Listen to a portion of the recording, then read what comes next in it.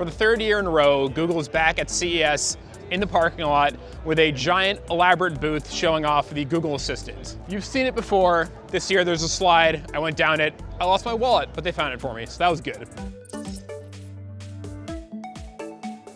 After a year of lots of privacy controversies around Google and other companies with voice assistants, it felt a little bit subdued this year compared to the past.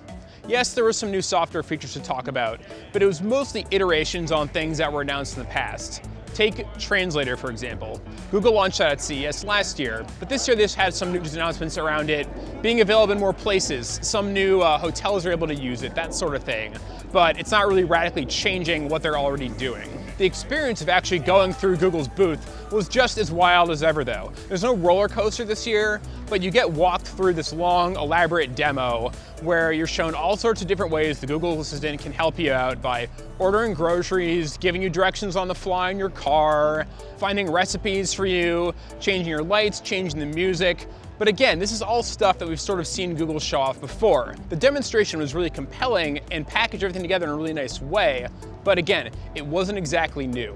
As for the products inside Google's booth, there was plenty of hardware on display, but most of it not new. They were showing off news from the fall. You could see the Pixel 4, there was some Stadia demos, there's some Android Auto demos, and of course, lots of partner products that use Google Assistant for control. Things like smart light bulbs, other speakers, that sort of thing. There's tons of stuff in there to see, but this year, the news was mostly focused on software refinements and not any new hardware, either from Google or its partners.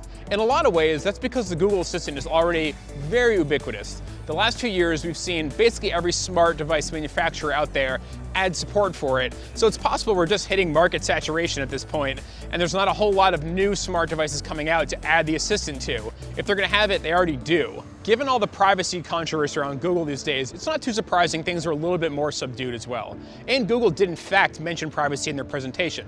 In fact, they talked about a new ways you can tell the Google Assistant to give you info on how it's using your data. You can just tell it to delete the last week of things you've said to it. You can tell it that it mistakenly heard you and it should delete those recordings. You can ask it if it's saving your recordings or not. It's a little bit easier than before to find out exactly what the device is saving and if it's being sent to Google or not. So in a lot of ways, Google didn't have anything big or surprising this year.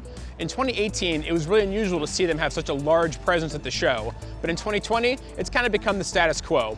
We'll see next year what they have in store, if they're back in the parking lot, what kind of ride they have for us, and we'll see if they have anything really new or different to show.